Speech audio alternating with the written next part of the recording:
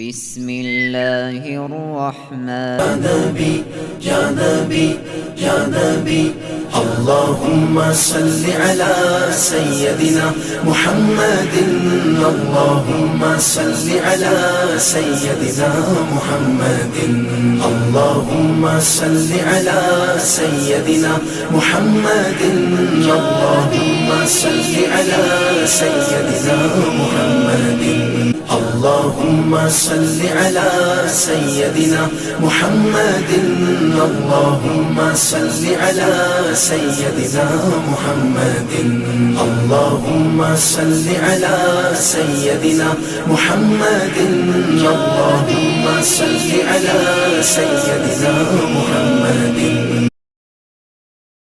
الحمد لله نحمده ونستعينه ونستغفره ونؤمن به ونتوكل عليه ونعوذ بالله من شرور أنفسنا ومن سيئات أعمالنا من يهده الله فلا مضل له ومن يضلله فلا هادي له ونشهد أن لا إله إلا الله وحده لا شريك له ونشهد أن محمدا عبده ورسوله.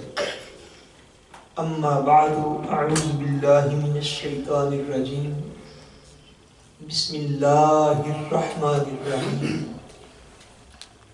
يا أيها النبي قل لأزواجك وبناتك ونساء المؤمنين يدنين عليهن جلابيبهن صدق الله العظيم. إن الله وملائكته يصلون على النبي يا أيها الذين آمنوا صلوا عليه وسلموا تسليما. اللهم صل على سيدنا ومولانا محمد وعلى آله وصحبه وبارك وسلم. الصلاة والسلام عليك يا رسول الله وعلى آلك وأصحابك يا حبيب الله. الصلاة والسلام عليك يا صاحب قاب قوسين وعلى آلك وأصحابك يا جد الحسن والحسين.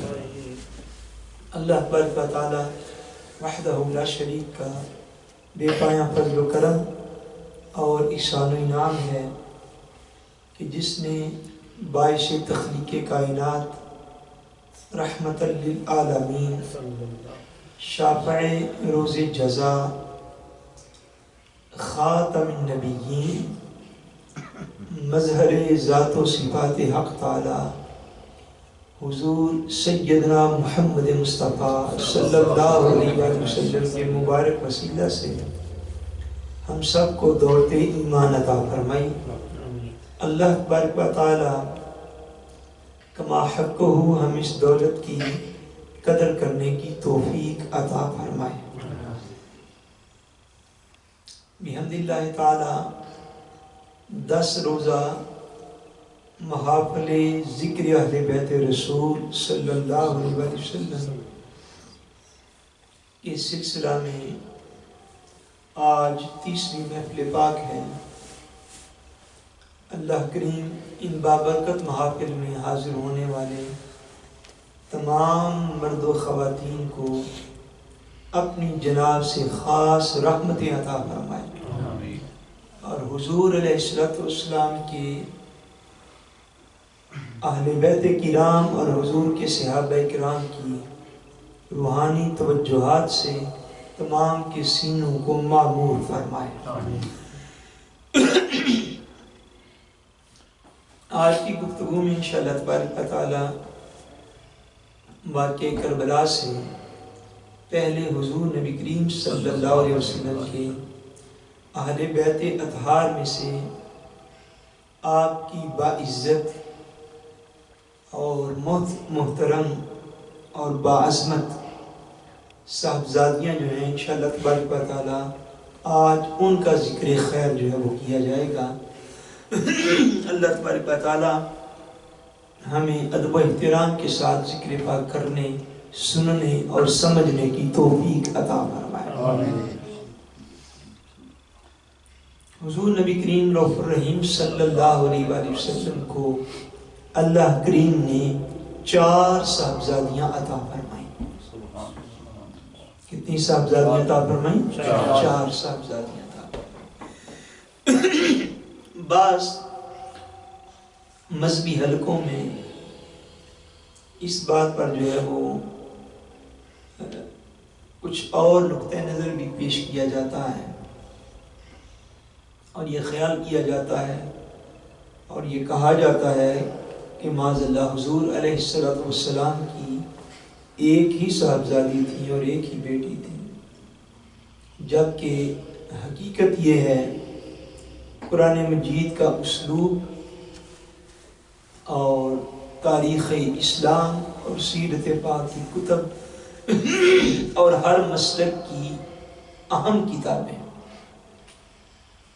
کچھ ہوتی ہیں کتابوں کے اپنے اپنے درجات ہوتے ہیں، بعض کتابیں ہوتی ہیں جنہیں کہا جاتا ہے امہات الکتب ہیں، یعنی کسی بھی مسلک کی جو معتبر ترین کتب ہیں جن سے آگے کتابیں دیکھ کر لکھی جاتی ہیں،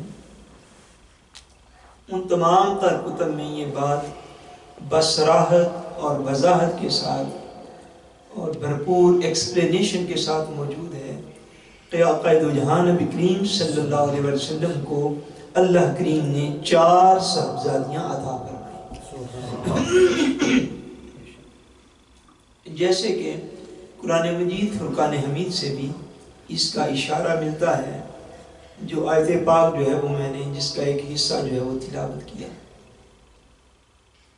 اس آیت پاک میں اللہ تبارک و تعالی وحدہ لا شریک نے حضور علیہ السلام کو یہ حکم ارشاد فرمایا کہ آپ جو ہے وہ پردے کا حکم جو ہے وہ بیان کریں۔ تو اس کا آغاز کہاں سے ہوا؟ فرمایا یا ایھا النبی، اے میرے غیب کی خبریں دینے والے محبوب، سبحان اللہ، قل لازواجک، آپ ارشاد فرما دیجئے اپنی بیویوں سے، آپ ارشاد فرما دیجئے اپنی بیویوں سے، وبناتک، اور ارشاد فرما دیجئے اپنی بیٹیوں سے، ارشاد فرما دیجئے اپنی بیویوں سے اور ارشاد فرما دیجئے اپنی بیٹیوں سے، وَنِسَاءِ الْمُؤْمِنِينَ، اور ارشاد فرما دیجئے دیگر قیامت تک آنے والی تمام مسلمان عورتوں سے۔ سو اللہ تبارک و تعالی وحدہ لا شریک نے اس مقام پر حضور نبی کریم صلی اللہ علیہ وسلم کی اگر خدا نخواستہ ایک ہی صاحبزادی ہوتی تو قرآن مجید فلیٹ حال کا جمع کا صیغہ جو ہے وہ استعمال نہ فرماتا۔ اللہ کریم نے یوں نہیں فرمایا کہ اے حبیب فرما دیجئے اپنی ازواج سے، اپنی بیویوں سے، اور فرما دیجئے اپنی بیٹی سے، یہ نہیں فرمایا۔ فرمایا یا ایھا النبی قل لازواجک وبناتک، اے حبیب آپ ارشاد فرما دیجئے اپنی ازواج سے اور فرما دیجئے اپنی بیٹیوں سے۔ سو اللہ تبارک و تعالیٰ نے جو جمع کا صیغہ جو ہے اس کو استعمال فرمایا، تو انگلش میں یا اردو میں یا نارویجن میں جو ہے وہ جمع 2 پر بھی جمع بولا جاتا ہے، یعنی ایک تو ہو گیا واحد، ایک کیا ہو گیا واحد، نارویجن میں ہم کیا کہیں گے؟ انتا۔ اگر 2 ہو جائے، مثلا یہ ایک موبائل ہے اور اس کی جگہ بھی ساتھ ایک اور موبائل بھی آ جائے تو پھر ہو جائے گا یہ 2 موبائل ہیں، یہ فلیٹ آر ہو جائے گا۔ یہ ایک گلاس ہے اور ساتھ ایک اور بھی آ جائے تو کہا جائے گا کہ یہ 2 گلاس ہیں۔ عربی میں جمع کے لیے کم سے کم 3 فرد چاہیے ہوتے ہیں، آپ انڈرسٹینڈ ہوگی؟ یعنی منیمم 3 چیزیں ہوں، 3 فرد ہوں، 3 لوگ ہوں، 3 اشیاء ہوں، تو ان پر جمع کا صیغہ جو ہے وہ بولا جاتا ہے۔ عربی میں ایک واحد ہوتا ہے، اس کے بعد ایک تثنیہ ہوتا ہے، دو کو کیا کہتے ہیں؟ تسنیہ کی، یہ تسنیہ کا صیغہ ہے۔ اس کے بعد عربی میں منیمم 3 چیزیں ہوں یا 3 افراد ہوں یا 3 جگہ ہوں تو کم سے کم 3 کے عدد پر جمع کا صیغہ بولا جاتا ہے۔ جیسے آپ سمجھیے، جب ایک صحابی رسول کا ذکر کیا جاتا ہے تو کہا جاتا ہے رضی اللہ تعالی عنہ۔ کیا کہتے ہیں؟ رضی اللہ تعالی عنہ۔ عنہ جو ہے یہ واحد کا صیغہ ہے، انتال کا صیغہ ہے۔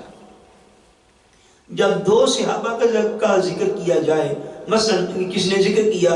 حضرت امیر المومنین امام المتقین حضرت سیدنا ابو بکر صدیق رضی اللہ تعالی عنہ کا، تو پھر کیا کہتے ہیں؟ رضی اللہ تعالی عنہ، یہ واحد۔ اب اگر کوئی ذکر کرتا ہے ساتھ حضرت ابو بکر صدیق رضی اللہ تعالیٰ عنہ کا اور ساتھ جناب سیدنا عمر فاروق رضی اللہ تعالیٰ عنہ کا، جب 2 کے لیے بولتے ہیں تو پھر کہا جاتا ہے، یعنی کہا جائے گا حضرت ابو بکر صدیق اور حضرت عمر فاروق رضی اللہ تعالی عنہما۔ پھر کیا کہتے ہیں 2 کے لیے؟ عنہما، کہ ان دونوں پر اللہ راضی ہو۔ یہ تسنیہ ہوتا ہے۔ یہ کیا ہوتا ہے؟ تسنیہ۔ جب 3 فرد ہو جائیں یا 3 سے زائد ہو جائیں، 3 ہوں یا 3 سے زائد ہوں، پھر 3 سے زائد بے شک 100 ہو جائے یا 1000 ہو جائے، پھر ان کے لیے جمع کا صیغہ آتا ہے۔ یعنی اگر کم سے کم 3 اصحاب کا ذکر ہو یا 3 سے زائد کا، مثلا اگر کسی نے خلفائے راشدین تمام کا ذکر کیا تو پھر کیا کہتے ہیں؟ حضرت ابو بکر صدیق، حضرت عمر فاروق، بولیے نا، حضرت عثمان غنی اور حضرت سیدنا مولا علی المرتضی رضی اللہ تعالی عنہم۔ پھر کیا کہتے ہیں؟ رضی اللہ تعالی عنہم، یعنی ان تمام پر اللہ راضی ہو۔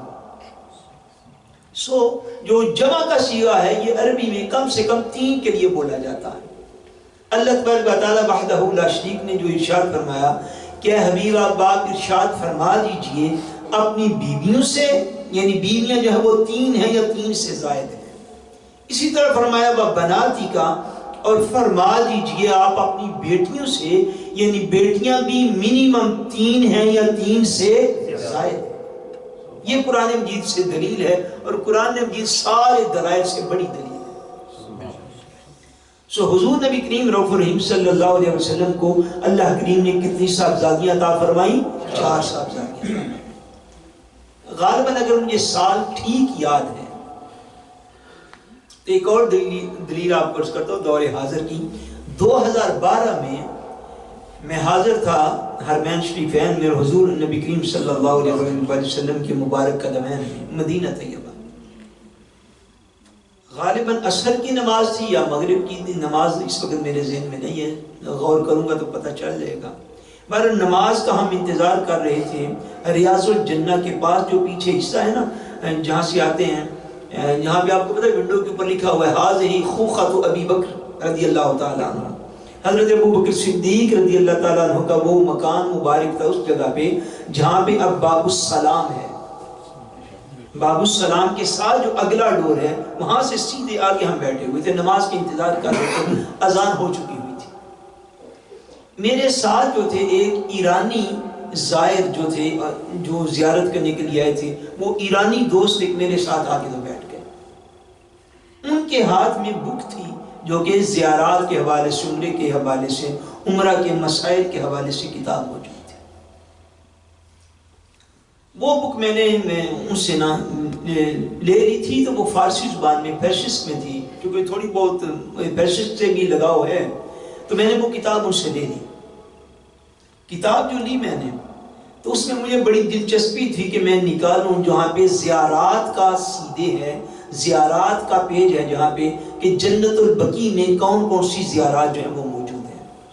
میں اس کا پہلا پیج کھولا، وہاں سے میں نے فہرست کو پڑھا، وہاں سے آ گیا پیج نمبر آ گیا کہ جنت البقیع کی جو زیارات ہیں وہ اس پیج پر اس کی ڈیٹیل موجود ہے۔ میں نے اس کو کھولا۔ اب ہمارے یہاں بالعموم جو ہے پاکستان میں جو شیعہ مسلک کے لوگ ہیں ان میں سے کچھ لوگوں کا یہ خیال ہے، اور جو اس طرح کی مجالس میں اس طرح کے لوگ جو ہے وہ واعظ بھی کرتے ہیں ان کے لیے یہ خاص میں پوری ذمہ داری سے اس بات کو عرض کر رہا ہوں. میں نے اسی دلچسپی سے اس کو کھولا تھا کہ میں پڑھوں کہ جو ایران سے کتاب پبلش ہوئی ہے اور ایرانی حکومت کی جو وزارت مذہبی امور ہے اس نے اس کو پبلش کیا تھا. یہ بھی میں نے پڑھا خود. یعنی وزارت مذہبی امور جو موجودہ ایران کی ہے اس نے اس کو پبلش کیا تھا. اور وہاں پہ جو جنت البقیع کی زیارات تھیں وہاں پہ باقاعدہ طور پر فارسی میں فیشس میں یہ لکھا ہوا تھا کہ جنت البقیع میں حضور علیہ السلام کی 4 صاحبزادیوں کے مزارات موجود ہیں اور 1 بائی 1 ان کے مبارک اسماء بھی لکھے ہوئے تھے, ساتھ نقشہ بھی بنا ہوا تھا کہ یہ قبر انور فلاں صاحبزادی کی ہے, یہ قبر انور فلاں صاحبزادی کی ہے, یہ قبر انور فلاں صاحبزادی کی ہے. بحمداللہ تعالیٰ میرا دل جو تھا وہ باغ ہوا کہ شکر ہے دنیا میں تحقیق اور ریسرچ جو ہے اس کو بھی لوگ جو ہے اہمیت دیتے ہیں, نہ صرف کہ اپنے باطل عقائد کو لوگ اہمیت دیتے ہیں. تو وہ حکومت ایران کی چھپی ہوئی تھی اور اس میں بھی یہ بات باقاعدہ منشن تھی کہ جنت البقیع میں آقا دو جہاں کی 4 صاحبزادیاں جو ہیں اسی جگہ پہ مدفون ہیں. سو حضور علیہ السلام کی صاحبزادیاں کتنی ہیں بولیے؟ 4. آقا دو عالم نبی کریم رؤوف رحیم صلی اللہ علیہ وآلہ وسلم حضور علیہ السلام کی جو سب سے بڑی صاحبزادی ہیں ان کا نام ہے حضرت سیدہ زینب. حضرت سیدہ زینب رضی اللہ تعالی عنہا. حضرت سیدہ زینب رضی اللہ تعالی عنہا یہ حضور علیہ السلام کی عمر مبارک جب 30 سال تھی, حضور علیہ السلام جب 30 سال کے تھے تب اللہ تبارک و تعالی نے آقا دو جہان صلی اللہ علیہ وآلہ وسلم کو حضرت سیدہ زینب عطا فرمائی. اور حضرت سیدہ زینب رضی اللہ تعالیٰ عنہ حضرت سیدنا قاسم حضور علیہ السلام کے سب سے بڑے صاحبزادے اور پہلی اولاد تھے. ان کے بعد اللہ تبارک و تعالیٰ نے حضور علیہ السلام کو حضرت سیدہ زینب عطا فرمائی. اور اب سوچ لیجیے عرب کے اور بالخصوص مکہ کے اس ماحول میں جہاں پہ بیٹی کی پیدائش کو طعنہ سمجھا جاتا تھا, بیٹی کی پیدائش کو طعنہ سمجھا جاتا اور لوگ خدا نہ خواستہ اسے اپنی انسلٹ سمجھا کرتے تھے. اور جس کے گھر بیٹی پیدا ہو جاتی وہ باہر نکل کے نام تک نہ لیتا تھا. اور ایسے ایسے سنگ دل لوگ بھی تھے, ایسے ایسے سنگ دل لوگ بھی تھے کہ لوگوں کے گھر میں بیٹیاں ہوئیں تو لوگوں نے اپنی بیٹیوں کو زندہ قتل کر ڈالا, بعضوں نے زندہ کو قبروں میں زندہ گاڑ دیا. یہ پوزیشن تھی اہل مکہ کی. اس حالت میں جب اہل مکہ اس طرح کی سوچ رکھتے تھے اور آقا دو جہاں صلی اللہ علیہ وسلم کی عمر طیب 30 سال تھی, اللہ کریم نے حضور کو پہلی بیٹی عطا فرمائی. اور پھر یکے بعد دیگرے اللہ کریم نے اس مکہ کے ماحول میں آقا دو جہاں کو 4 بیٹیاں عطا فرمائی.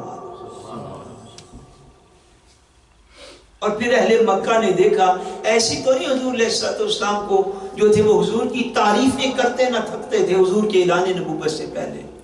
ایسے ہی نہیں تھا.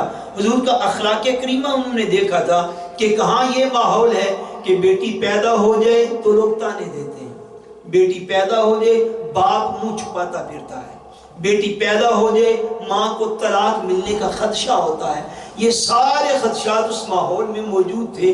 اس ماحول میں آقا دو جہاں صلی اللہ علیہ وسلم کو اللہ کریم نے جو یکے بعد دیگرے 4 بیٹیاں عطا فرمائیں تو سارے مکہ نے دیکھا کہ حضور کے پیار سلوک اور شفقت جو آپ کو حضرت سیدہ خدیجہ الکبریٰ رضی اللہ تعالیٰ عنہ کے ساتھ تھی اس میں ذرہ بھر بھی فرق کسی نے محسوس نہ کیا. سبحان اللہ. اس لیے تو لوگ حضور کے اخلاق کے قائل ہو گئے کہ حضور علیہ السلام جو جس طرح کا پہلے ان کے ساتھ تعلق تھا اس تعلق میں معاذ اللہ کوئی کمی نہ آئی تھی, بلکہ پہلے سے بھی بڑھ کے حضور ان کا خیال رکھا کرتے تھے. حضرت سیدہ زینب حضور علیہ السلام کی وہ بیٹی ہیں, وہ شہزادی ہیں.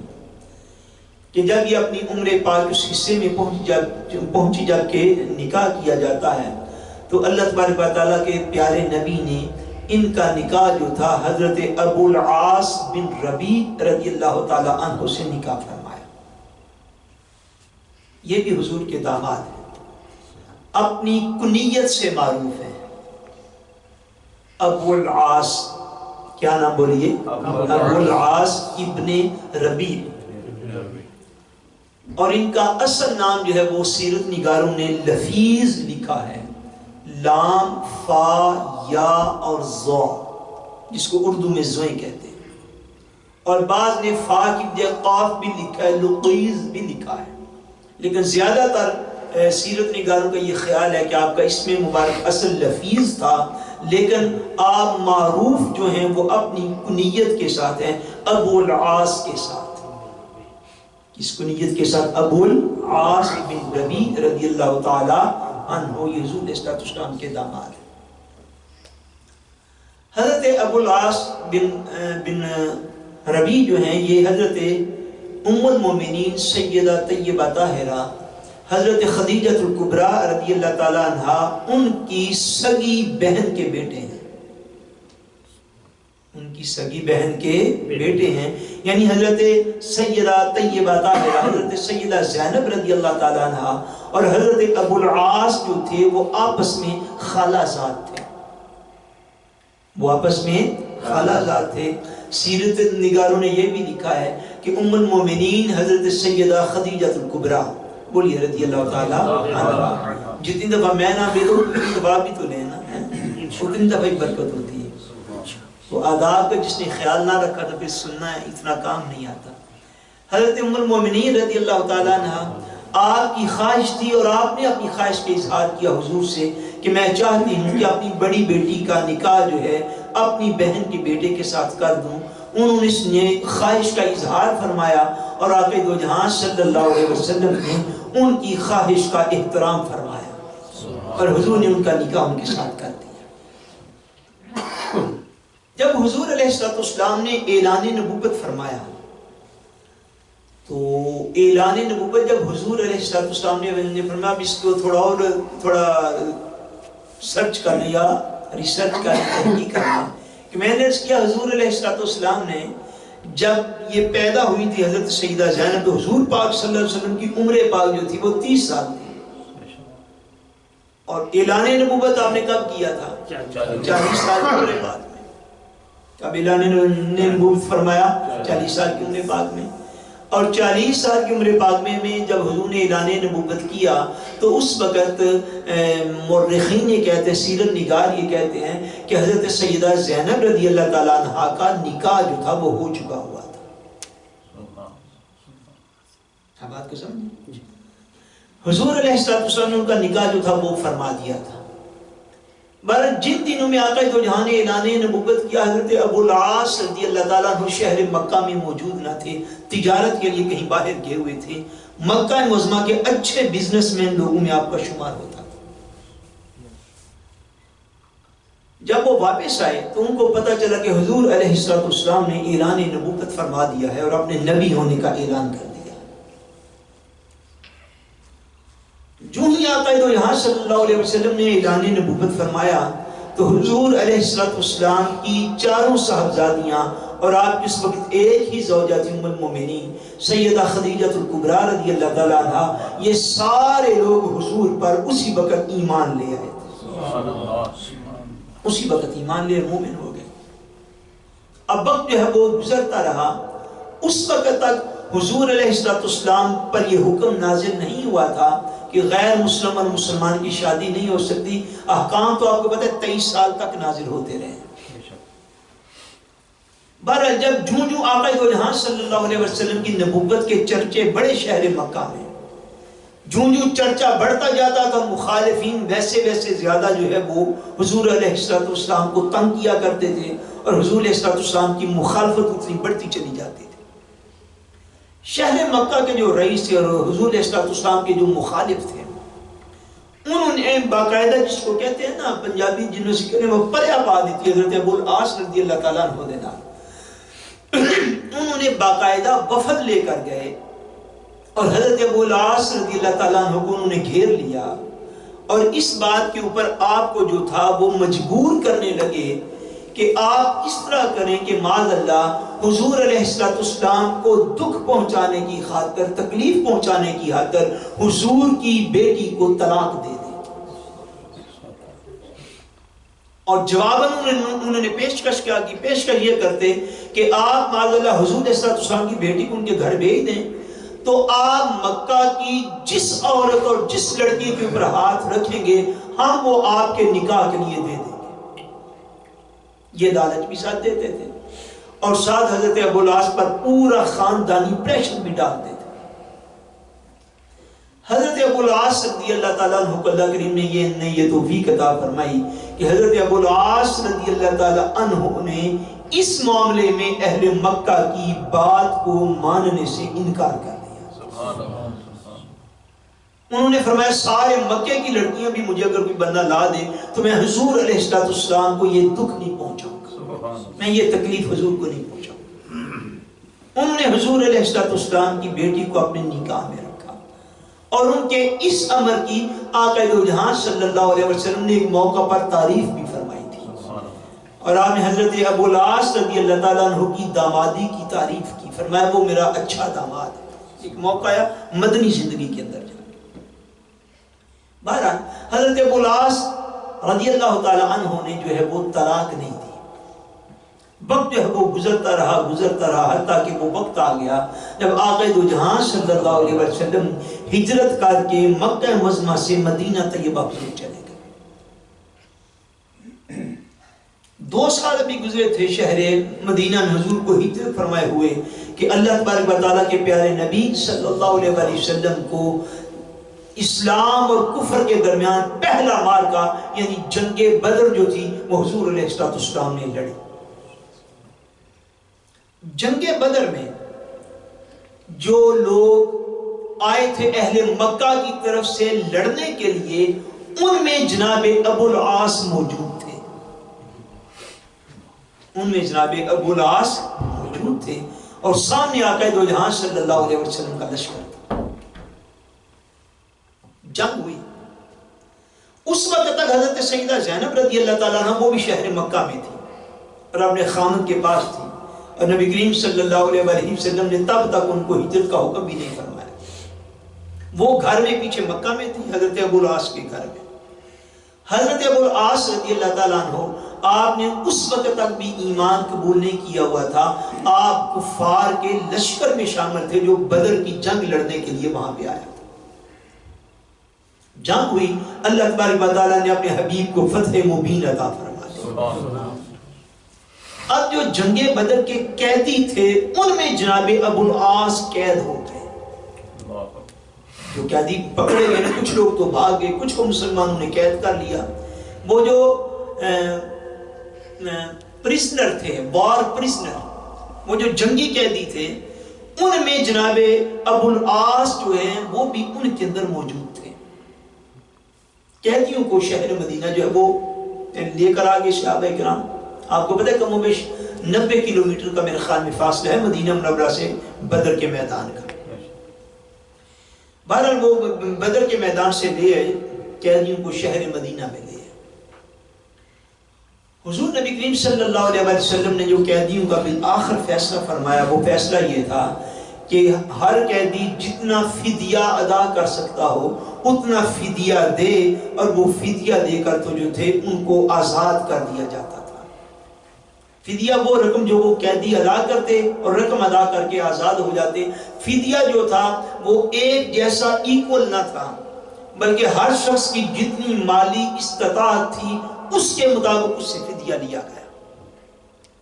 اور بعض جو بالکل غریب قیدی تھے ان کو حضور علیہ السلام نے احسان فرما کے ویسے ہی چھوڑ دیا تھا، اور بعض ان میں کچھ پڑھے لکھے لوگ تھے ان کو حضور علیہ السلام نے معمول کیا کہ شہر مدینہ کے چھوٹے بچوں کو معمولی لکھنا پڑھنا سکھا دیں، تو ان کو حضور نے خالی اتنے کام پہ لگا کے تو ان کو بھی آزاد فرما دیا تھا۔ یہ جو ابھی پچھلے دنوں میں حکومت پاکستان نے غلطی کی، ایک قادیانی کو اور مرزائی کو مالیاتی مشیر جو ہے وہ لگانے والی، تو اس وقت میں نے سوشل میڈیا پہ دیکھا کئی لوگوں نے اس بات کو جو قادیانیوں کی حمایت میں تھے یا موجودہ حکومت کے انت حمایتی جو ہوتے ہیں لوگ، وہ جو حمایت میں تھے انہوں نے اس بات کو بطور دلیل بھی بات جگہوں پہ لکھا اور پیش کیا کہ حضور علیہ السلام نے بھی تو کافروں کو یہ کہہ دیا تھا کہ تم ہمارے بچوں کو 10 بچوں کو لکھنا پڑھنا سکھا دو تو ہم تمہیں رہائی دے دیتے ہیں۔ تو اس بات کے اوپر اس بات کو سمجھنے کی ضرورت ہے کہ آقا دو جہاں صلی اللہ علیہ وسلم نے اقلیتوں کو حقوق عطا فرمائے، جو اقلیت تھیں مینورٹیز جو تھیں ان کو حضور نے رائٹس عطا کیے، حقوق عطا کیے، مگر آقا دو جہاں نے کبھی بھی یہ یاد رکھ لیجئے اقلیتوں کو مینورٹیز کو کار حکومت میں حکومت کے کاموں میں حضور نے انہیں کبھی شریک نہیں کیا، حکومت کے کاموں میں کبھی ان کو شریک کیا، ان کو رائٹس دیے کہ وہ اپنے مذہب کے مطابق رہیں، اپنی مذہبی عبادت گاہیں بنا لیں، اپنے مذہب کے مطابق رہیں۔ اور دوسری بات یہ ہے کہ قادیانیوں یا مرزائیوں کا مسئلہ اس سے قطعاً الگ تھلگ ہے، اس لیے کہ یہ تو اپنے آپ کو غیر مسلم ماننے کے لیے تیار ہی نہیں ہے، قانون ہونے کے باوجود تیار نہیں ہے، ان کا مسئلہ جدا ہے۔ ان کا دیگر یعنی مسلمان ملکوں کے اندر یا خاص طور پر پاکستان میں جو مسئلہ ہندو کا ہے، جو سکھ کا ہے، جو عیسائی کا ہے، جو یہودی کا ہے، وہ مسئلہ مرزائی یا قادیانی کا نہیں ہے، کیونکہ یہ بقیہ سارے جو ہیں یہ غیر مسلم اقلیتیں ہیں یا پاکستان کے غیر مسلم شہری ہیں، وہ اپنے آپ کو غیر مسلم ڈکلیئر کرتے ہیں۔ اب بات کو سمجھ رہے ہیں؟ سمجھے کہ سرون گزر کی اتار سمجھ رہے ہیں؟ یعنی وہ اپنے آپ کو وہ غیر مسلم اقلیت ڈکلیئر کرتے ہیں کہ ہم غیر مسلم ہیں۔ یہ ایسے غیر مسلم ہیں جو اپنے آپ کو غیر مسلم مانتے نہیں ہیں، یہ تو اپنے آپ کو ہر بندے کے سامنے بطور مسلم پیش کرتے ہیں۔ اس ان کا معاملہ اس چیز سے کوئی سروکار نہیں رکھتا۔ بہرحال آقا دو جہاں صلی اللہ علیہ وسلم نے ہر قیدی کا فرمایا کہ فلاں اتنا فدیہ دے، فلاں اتنا فدیہ دے، فلاں اتنا فدیہ دے، جتنا فدیہ دے گا تو اس کے مطابق حضور علیہ السلام اس کو رہائی عطا فرما دے۔ جناب ابو العاص بھی قید میں تھے۔ حضرت سیدہ زینب رضی اللہ تعالی عنہ کو مکہ معظمہ پتہ چلا کہ میرے خامد قید ہو گئے، ساتھ ہی خامد کے بھائی تھے، آپ کے دیور تھے، وہ بھی قید میں تھے۔ ان کا پتہ چلا تو حضرت سیدہ زینب رضی اللہ تعالی عنہ نے اپنے خامد کی رہائی کے لیے مدینہ منورہ میں حضور کے پاس اپنی جیولری اور اپنے گلے کا ہار حضور کی بارگاہ میں بھیجا، بطور فدیہ بھیجا۔ اور بیسکلی طور پر وہ ہار کون سا تھا؟ وہ ہار تھا جو ام المومنین سیدہ طیبہ طاہرہ حضرت سیدہ خدیجہ الکبریٰ رضی اللہ تعالی عنہا کے گلے کا ہار تھا، جو آپ پہنا کرتی تھی، وہ جیولری تھی۔ وہ آپ نے شادی کے موقع پر تحفہ میں حضرت سیدہ زینب رضی اللہ تعالی عنہا کو عطا کی۔ بدر کا موقع آیا تو حضرت سیدہ زینب کو پتا تھا کہ میرے ابا جان بغیر فدیہ لیے تو چھوڑیں گے نہیں، بے شک وہ داماد ہیں، وہ تو چھوڑیں گے نہیں، وہ تو اپنے اصول و ضوابط کے اوپر پورا عمل کریں گے۔ اب ان کے پاس اور چیز بھیجنے کے لیے بھی کوئی نہیں۔ اب حضرت زینب رضی اللہ تعالیٰ عنہ نے شہر مکہ سے وہی ہار جو ہے وہ حضور کی بارگاہ میں بطور فدیہ بھیج دیا کہ آپ بیت المال میں اس کو جمع کر لیں مگر میرے خاوند کو رہائی دے دیں۔ صحابہ کرام رضوان اللہ تعالیٰ علیہم اجمعین فرماتے ہیں کہ حضور کے پاس مکہ کا شہر مکہ کا کوئی بندہ وہ ہار لے کر پہنچا، جو ہی حضور علیہ السلام نے اس ہار کو دیکھا تو حضور پر رکت طاری ہو گئی۔ حضور کو سیدہ ام المومنین سیدہ خدیجہ الکبریٰ رضی اللہ تعالیٰ عنہا کے ساتھ گزارے ہوئے ماہ و سال یاد آ گئے۔ حضور نے جب اس ہار کو دیکھا تو مینگان فوری طور پر حضور نے پہچان لیا تو تقاضۂ بشریت کے تحت حضور کی آنکھوں سے آنسو جاری ہو گئے۔ اور نبی کریم رؤوف الرحیم صلی اللہ علیہ وسلم کو جب صحابہ کرام نے پریشان دیکھا تو صحابہ بھی اپنی جگہ پہ پریشان ہو گئے۔ آقا دو عالم صلی اللہ علیہ وسلم نے ارشاد فرمایا، اے میرے صحابہ، اگر تم چاہو، اگر تمہاری رضا اور مرضی اس کے اندر شامل ہو، اگر تم چاہو تو میں زینب کے اسیر کو یعنی حضرت ابو العاص کو بھی رہا کرتا ہوں، اور ان کا جو فدیہ آیا ہے، یہ ہار جو آیا ہے، یہ ہار بھی میں انہیں واپس کرتا ہوں اگر تم سارے لوگ راضی ہو جاؤ۔ صحابہ اکرام نے کیا کہا؟ صحابہ اکرام نے حاضر یا رسول اللہ، جیسے آپ راضی ہیں ہم بھی ویسے ہی راضی۔ سو حضور علیہ السلام نے اس موقع پر حضرت ابو العاص کا وہ ہار جو تھا جو فدیہ میں آیا وہ بھی واپس کر دیا، اور صحابہ کی رضا پوچھ کر حضرت ابو العاص کو رہا بھی کر دیا، مگر ایک وعدہ لے لیا۔ فرمایا ابو العاص آپ کو رہائی اس بات پہ دیتا ہوں کہ آپ شہر مکہ جائیں اور میری بیٹی حضرت سیدہ زینب کو مدینہ منورہ بھیج دیں، اپنے پاس نہیں اب آپ رکھ سکتے۔ حضرت ابو العاص بن ربیع رضی اللہ تعالیٰ عنہ نے وعدہ کر لیا۔ انہوں نے کیا کیا؟ انہوں نے وعدہ کر لیا۔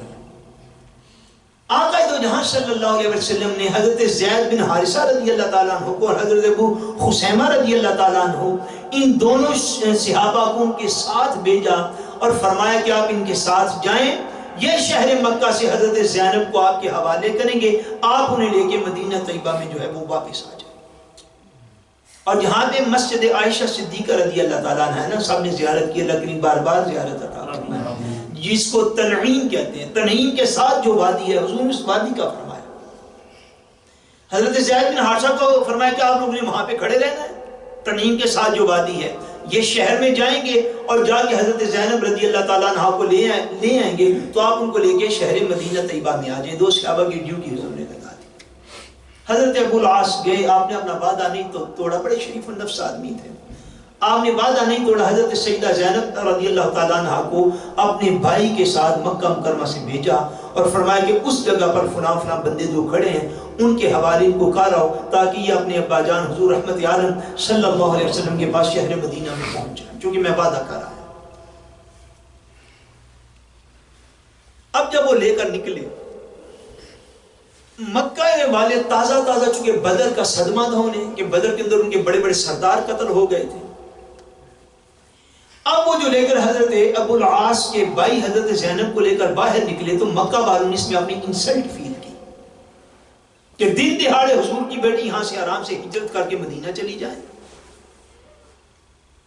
انہوں نے اس کو انسلٹ فیل کیا، اور ایک بڑا خبیث کافر تھا، بڑا حبار بن اسود اس کا نام تھا، اس کو جب پتا چلا کہ حضرت زینب رضی اللہ تعالیٰ عنہ ہجرت فرما کے جا رہی ہیں، تو وہ تو سواریاں لے کر اور اونٹ لے کر اونٹوں پر سوار ہو کر آپ کے پیچھے آ گیا۔ اور بعض جو روایات اس موقع پر آئی ہیں اس میں اس شخص نے حبار بن اسود نے حضرت سیدہ زینب رضی اللہ تعالیٰ عنہا کا جو اونٹ تھا اس کو نیزے آ کے مارے۔ بعد میں یہ ہے کہ وہ دور سے نیزے لہراتا رہا قریب آ کے، تاکہ حضرت زینب کو ہراساں کر سکے اور خوف زدہ کر سکے۔ بعد میں یوں بھی ہے کہ اس نے آگے باقاعدہ سواری کو مارا، نیزے مارے اور اس کو تکلیف پہنچائی، جس سے سواری کو زیادہ کوئی چیز لگے تو سواری اپنے آپ میں تو جانور نہیں رہتا، اس کی جانور کی بھاگ دوڑ کی وجہ سے آقا دو جہاں صلی اللہ علیہ وسلم کی صاحبزادی حضرت سیدہ زینب جو تھی وہ سواری سے نیچے گر پڑے۔ اور بعض روایات میں ایسا بھی آیا ہے کہ بڑی دردناک داستان ہے جو میں آپ کو عرض کر رہا ہوں، بعض روایات میں ایسا بھی آیا ہے کہ اس حالت میں جب حضرت سیدہ زینب رضی اللہ تعالیٰ عنہ آپ ہجرت فرما رہی تھیں، اس حالت میں آپ کے شکم پاک میں حضور کا کوئی نواسہ یا نواسی بھی موجود تھا۔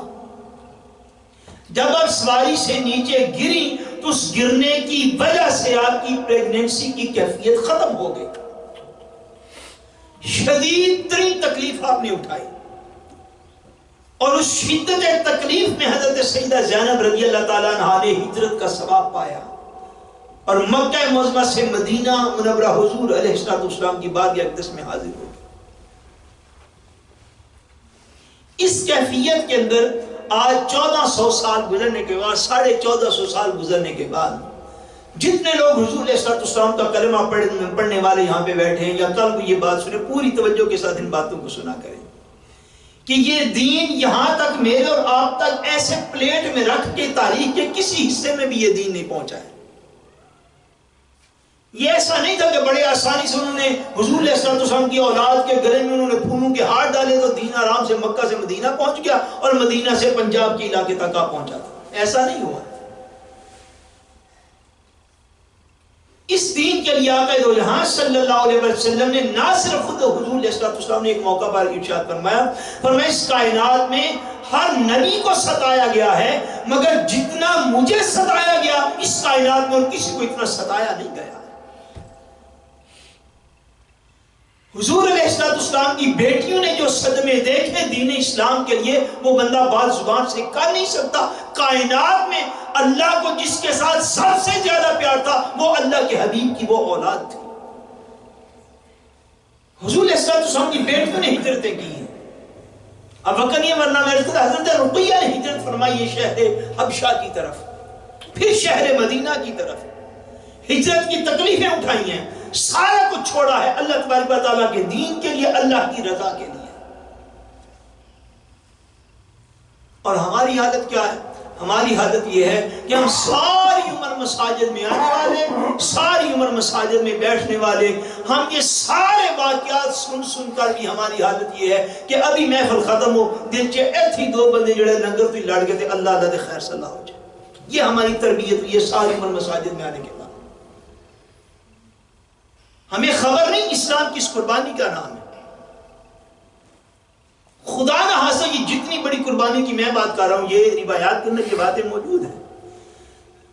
اگر اس دور میں کسی مسلمان کو ایسی قربانی دینی پڑ جائے، کسی مسلمان بیٹی کے ساتھ ایسا معاملہ ہو جائے کہ وہ دین کی خاطر نکل اور اس کے ساتھ یوں ہو جائے، مجھے ایمانداری سے بتا دیجئے، میں درد دل سے یہ بات کہہ رہا ہوں، کیا ہمارا بیہیویئر ایسا ہے کہ ہم سب ہم اللہ کی راہ میں ایسی بھی قربانی دے سکتے ہیں؟ ہماری حالت یہ ہے کہ ہمیں یہاں سے ٹھوکر لگے نا تعلیم سے تو ہم یہاں پہ باہر گر جائیں یہ جوتوں والی جگہ پہ. تو میں آپ کو ایماندار سے اپنی تربیت کی حالت بتا دوں. ہماری حالت یہ ہے کہ ہم 1 مہینے تک اس مسجد میں جائیں گے نہیں سے، اور اس کی انتظامیہ کا وہ توا لگائیں گے سارے شہر کے اندر کہ شیطان بھی پناہ مانگے گا ایسے دینی بندے سے. یہ ہمارا مجموعی ہمارا اخلاق یہ ہے، اور ہم نے دین کو اتنا بھول لیا ہے کہ اگر ہمیں کوئی ٹھوکر بھی لگ جائے یا ہمیں کوئی پسند کی جگہ بیٹھنے کے لیے نہ ملے، اس نہ مسجد کی جان چھوٹتی ہے 2 ہفتے، نہ اسی انتظامیہ کی جان چھوٹتی ہے 2 ہفتے. حضور علیہ السلام کی اولاد کی قربانیاں دیکھیں. وہ حبار بن اسود وہ بڑا گستاخ آدمی تھا. اس نے ایک ایسی کیفیت اور اتنی تکلیف پہنچے حضور علیہ السلام کی اولاد پاک. حضرت ابو ہریرہ رضی اللہ تعالیٰ عنہ فرماتے ہیں، آپ فرماتے ہیں کہ بعد میں کسی موقع پر حضور علیہ السلام نے یہ ارشاد فرمایا، ہمیں کسی سریہ کے لیے بھیجا، یعنی ایسی جنگ جس میں حضور علیہ السلام خود تشریف نہیں لے جاتے تھے، خالی صحابہ کو بھیجتے. حضور نے ایک گروہ جو تھا وہ جنگ کے لیے جہاد کے لیے بھیجا، اور انہیں یہ ارشاد فرمایا ممکن ہے اس جنگی مہم کے اندر تمہیں حبار بن اسود مل جائے. حضرت ابو ہریرہ کہتے حضور نے یہ فرمایا ممکن ہے تمہیں وہ حبار بن اسود مل جائے جس نے حضرت زینب کو تکلیف پہنچائی تھی. فرمایا اگر وہ ملے اور اس کا وہ ساتھی ملے جس نے دوران ہجرت ان کو تکلیف پہنچائی تھی، فرمایا اگر مل جائیں اور تم ان پر قابو پا لو تو پھر ان کو زندہ پکڑ کے آگ جلا کے اس کے اندر پھینک دینا، ان کی یہی سزا میں دیتا ہوں. حضرت ابو ہریرہ کہتے ہیں دوسرے دن پھر ابھی ہمارا لشکر روانہ نہیں ہوا، دوسرے دن ہوئی صبح فجر ہوئی، حضور نے پھر ہمیں بلا دیا. فرمایا کل میں نے تمہیں یہ کہا تھا کہ اگر حبار بن اسود اور اس کا ساتھی مل جائے جس نے سیدہ زینب کو تکلیف پہنچائی تھی تو اس کو آگ کے اندر جلا دینا، مگر میں نے یہ خیال کیا ہے کہ آگ کا عذاب رب ہے، اگر بندوں کو دے تو دے، اگر مل گیا تو تم نے قابو پا لیا تو آگ میں نہ جلانا، خالی قتل کر ڈالا. یہ عام کتب سیرت کے اندر یہ روایات موجود ہیں کہ حضور علیہ السلام کے صاحبزادی کو جو اس نے تکلیف پہنچائی ہجرت کے موقع پر، حضور نے فرمایا کہ اس کے اوپر قابو پا لو تو اس کی اسلام موت اس کو دیتا.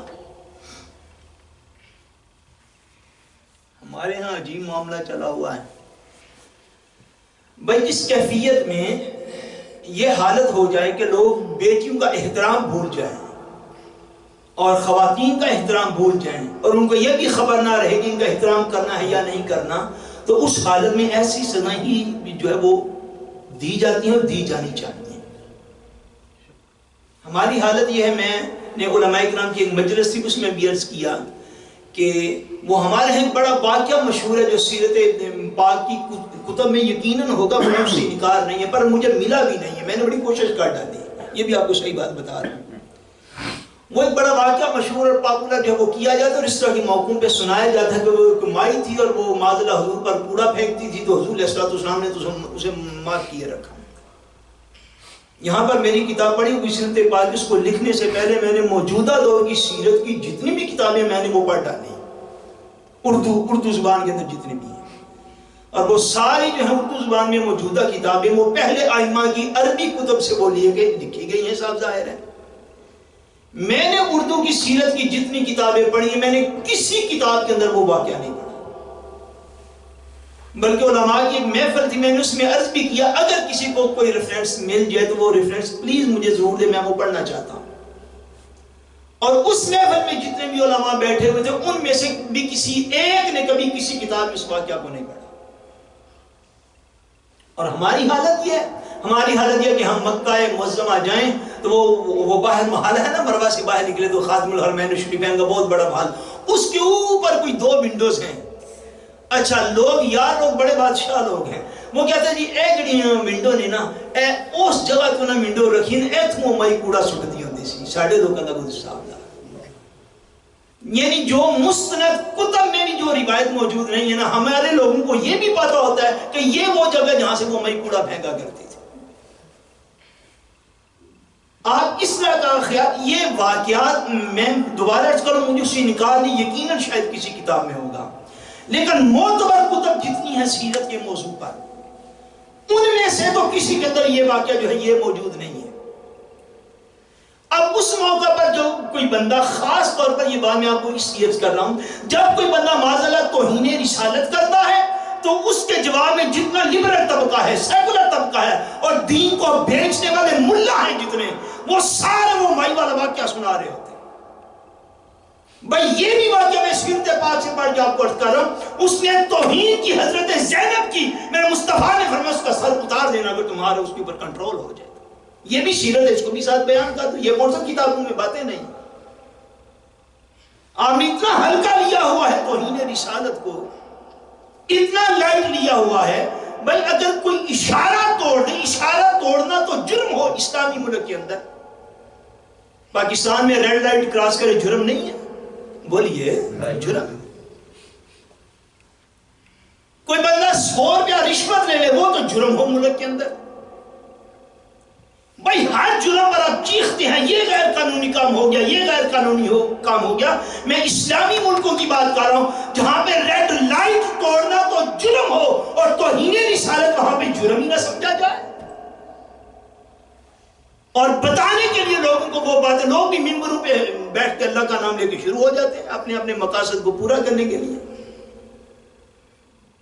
حضور علیہ السلام، نبی کریم رؤوف رحیم صلی اللہ علیہ وسلم کی یہ جو صاحبزادی حضرت سیدہ زینب رضی اللہ تعالیٰ عنہ، میں عرض کر رہا ہوں، آپ مکہ معظمہ سے ہجرت فرما کے مدینہ طیبہ آ گئے، حضرت ابو العاص پیچھے مکہ میں رہ گئے، اور یہ ہجری 6 میں تقریباً، کس سال میں؟ ہجری 6 میں حضرت ابو العاص رضی اللہ تعالیٰ عنہ کو اللہ کریم نے دولت ایمان عطا فرمائی۔ اتنی دیر حضرت زینب حضور پاک صلی اللہ علیہ وسلم کے پاس رہی مدینہ تھے، ان کو اللہ کریم نے دولت ایمان عطا فرمائی۔ بعض روایات ایسی ہیں کہ حضور علیہ السلام نے نکاح سابق پر ہی، یعنی پچھلے نکاح پر ہی حضرت زینب حضرت ابو العاص کو واپس لوٹا دی، اور بعد میں یہ نہیں حضور نے نکاح جدیدہ فرمایا، نئے طرح سے، اور نیا ان کا جو تھا وہ نکاح پڑا، اور نئے نکاح سے ان کو حضرت ابو العاص کے سپرد کر دیا۔ حضرت سیدہ زینب رضی اللہ تعالیٰ عنہ، آج بس انہی کا ذکر پاک عرض کر کے میں بات کو کلوز اپ کر دیتا ہوں، وقت ہونے والا ہے۔ آپ سے اللہ تبارک و تعالیٰ نے حضور علیہ السلام کو ایک نواسہ عطا فرمایا۔ حضرت ابو العاص کے بیٹے تھے اور حضرت سیدہ زینب رضی اللہ تعالیٰ عنہ کے بیٹے تھے، ان کا نام علی رکھا گیا۔ کیا نام رکھا گیا؟ علی بن ابی العاص، ازبتن سیدہ زینب رضی اللہ تعالیٰ عنہ، یہ حضور کے نواسے تھے۔ ان کو رضاعت، یعنی جتنی دیر میں بچے نے دودھ پینا ہوتا ہے، یہ عرب کے اندر رواج تھا، ان کو حضرت ابو العاص نے کہیں باہر رکھا ہوا تھا۔ جب ان کی مدت رضاعت پوری ہوگی تو حضور علیہ السلام نے خود انہیں اس گاؤں سے بلوا لیا، اور حضور نے اپنے اس نواسے کو اپنے پاس رکھا، اور ان کی تربیت حضور علیہ السلام کی جو ہے وہ چشم کرم سے ہوئی۔ جب آقا دو جہاں فتح مکہ کے لیے گئے، کب فتح مکہ کے لیے جب حضور علیہ السلام تشریف لے گئے، تو فتح مکہ کے موقع پر ایک علی کا نام آتا ہے روایات کے اندر، جو کہ آتا ہے کہ حضور علیہ السلام مکہ میں داخل ہوئے یا فتح مکہ کے موقع پر جو مکہ میں حضور نے سواری فرمائی، اس سواری میں حضور کے پیچھے علی بیٹھے تھے، اس سے مراد حضور کے یہ نواسے حضرت علی بن حضرت ابی العاص رضی اللہ تعالیٰ عنہ ہیں۔ یعنی یہ اس عمر کو پہنچے کہ سواری پہ سوار ہو جاتے تھے، سواری پہ سوار ہو جاتے تھے، اور فتح مکہ میں حضور علیہ السلام کی سواری میں حضور نے ان کو اپنی ہی سواری پر پیچھے بٹھا رکھا تھا۔ سیرت نگاروں نے یہ فرمایا، مورخین یہ کہتے ہیں کہ حضرت علی یہ حضور علیہ السلام کے نواسے تھے اور حضرت زینب کے بیٹے تھے۔ یہ جو حضرت علی رضی اللہ تعالیٰ عنہ ہیں، یہ بلوغت کی عمر کے بالکل قریب تھے، بالغ ہوئے نہیں، مگر اتنے بڑے تھے کہ سواری وغیرہ کر لیا کرتے تھے، گھوڑے پر اونٹ پر سوار ہو جاتے تھے، لیکن بلوغت سے پہلے ہی اللہ تبارک و تعالیٰ کا امر ایسے تھا کہ اللہ کریم نے انہیں اپنی بارگاہ میں بلا لیا تھا۔ یہ بھی بالغ نہیں ہوئے، حضور علیہ السلام کی حیات ظاہری میں ان کا انتقال ہو گیا تھا۔ حضرت سیدہ زینب رضی اللہ تعالی عنہ سے حضور علیہ السلام کی ایک اور نواسی بھی تھی، جن کا نام حضرت سیدہ امامہ تھا۔ کیا نام تھا؟ سیدہ امامہ، حمزہ کے اوپر دمہ کے ساتھ یا پیش کے ساتھ، یا امامہ بھی پڑھتے ہیں اردو میں، امامہ بھی بولتے ہیں۔ حضرت امامہ بنت العاص یا بنت زینب رضی اللہ تعالی عنہ، حضرت امامہ جو تھی رضی اللہ تعالی عنہ، ان کو اللہ کریم نے لمبی عمر عطا فرمائی، اور جب یہ بچپن میں تھی تو حضور علیہ السلام کی نواسی تھی، جس کا حضور علیہ السلام بچپن میں حضرت سیدنا امام حسن اور حضرت سیدنا امام حسین رضی اللہ تعالیٰ عنہما سے پیار فرماتے تھے، ایسے ہی حضرت سیدہ زینب رضی اللہ تعالیٰ عنہ نہیں، حضرت سیدہ امامہ رضی اللہ تعالیٰ عنہ سے بھی حضور ایسے ہی پیار کیا کرتے تھے۔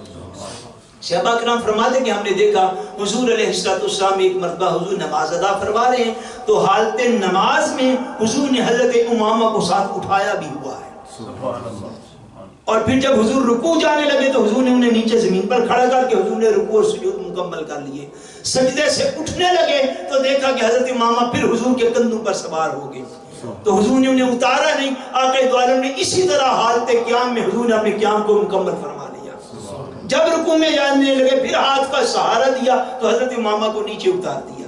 فرماتے حضور اتنا پیار کرتے تھے، اتنا پیار کرتے تھے، ایک دفعہ حضور کے پاس کسی بندے نے کوئی ہار پیش کیا، گفٹ میں ہدیہ میں ہار پیش کیا، آقا دو عالم نے ارشاد فرمایا آج میں یہ ہار اسے پہناؤں گا جو مجھے اپنے اہل بیت میں بڑا ہی عزیز ہے۔ فرماتے حضور ہار لے کے انتظار کرتے رہے، تھوڑی دیر میں حضرت امامہ آئی، آقا دو جہان نے ان کے گلے میں پہنا دیا، یعنی حضور کو ان سے بڑا پیار تھا، چونکہ حضور کی نواسی تھی، اور آقا دو عالم صلی اللہ علیہ وسلم نے ان کی پر بڑی شفقت فرمائی اور بڑی حضور علیہ السلام نے ان کو اپنی محبت عطا فرمائی۔ حضرت امامہ رضی اللہ تعالیٰ عنہ جوان بھی ہوئی اور ان کے اللہ تبارک و تعالیٰ کے حکم سے نکاح بھی ہوئے، اور ان کی آگے اولاد ہوئی حضرت امامہ رضی اللہ تعالیٰ عنہ کی، ان کی آگے اولاد ہوئی، مگر آگے اولاد سے آگے اولاد نہیں ہوئی۔ یہ زیادہ تر مورخین اور جو سیرت نگاروں کا یہی کہنا ہے کہ ان کی آگے اولاد ہوئی مگر ان کی آگے اولاد نہیں ہوئی۔ اگر بالفرض ان کی اولاد بھی آگے جاری رہتی تو وہ بھی یقیناً آج سادات کرام ہوتے، مگر اللہ تبارک و تعالیٰ کے امر کو جو منظور تھا وہ ویسے ہی ہوا۔ مگر یہ حضرت امامہ رضی اللہ تعالیٰ عنہ جوان بھی ہوئی، شادی شدہ بھی، اللہ نے اولاد بھی عطا فرمائی، مگر آگے اولاد سے اولاد جو ہے وہ سلسلہ برقرار نہیں رہ سکا۔ حضرت سیدہ زینب رضی اللہ تعالیٰ عنہ حضور علیہ السلام کی جو سب سے بڑی بیٹی صاحبزادی ہیں، ان کا وصال مبارک ہوا 8 ہجری میں۔ کب وصال ہوا؟ 8 ہجری میں ان کا وصال ہوا، اور جب ان کا وصال مبارک ہوا تو آقا دو جہاں صلی اللہ علیہ وسلم نے ان کے وصال کے موقع پر ارشاد فرمایا تھا، فرمایا کہ جس پانی کے ساتھ انہیں غسل دیا جائے اس میں بیری کے پتے جو ہیں وہ بھی ملائے جائیں، بیری کے پتے ملائے جائیں۔ پھر یہ بھی فرمایا میری بیٹی کو 3 دفعہ غسل دیا جائے۔ پھر یہ بھی فرمایا جب آخری بار غسل دیا جائے تو ساتھ کافور بھی ملا جائے، اور پھر یہ بھی ساتھ ارشاد فرمایا، اتنا حضور علیہ السلام نے اہتمام فرمایا یا ان عورتوں کو جو کہ غسل دے رہی تھی، فرمایا جب آخری غسل دے لو تو مجھے اطلاع کرنا، ان خواتین نے اطلاع کی حضور ہم غسل سے فارغ ہو گئی. آقا دو جہاں نے جب یہ خبر سنی تو حضور نے برکت کے لیے اپنا تہبند مبارک جو تھا وہ انہیں عطا فرمایا. فرمایا میری بیٹی کو میرے تہبند میں کفن دیا جائے, میری بیٹی کو میرے تہبند میں کفن دیا جائے. تو حضور نے برکت کے لیے اپنا تہبند جو تھا وہ بھی عطا فرمایا. اور جب صحابہ اکرام کہتے ہیں آقا دو عالم صلی اللہ علیہ وسلم جب حضرت سیدہ زینب رضی اللہ تعالیٰ عنہ کو قبر میں اتارنے کا وقت آیا تو حضور علیہ السلام نے خود اپنی لخت جگر کو قبر میں اتارا ہے. خود اپنی لخت جگر کو حضور نے قبر کے اندر اتارا. یہ حضرت سیدہ زینب رضی اللہ تعالیٰ عنہ حضور علیہ السلام کی سب سے بڑی صاحبزادی. بقیہ دو جو حضور علیہ السلام کی صاحبزادیاں ان کا انشاءاللہ تبارک و تعالیٰ کل ذکر کریں گے. باقی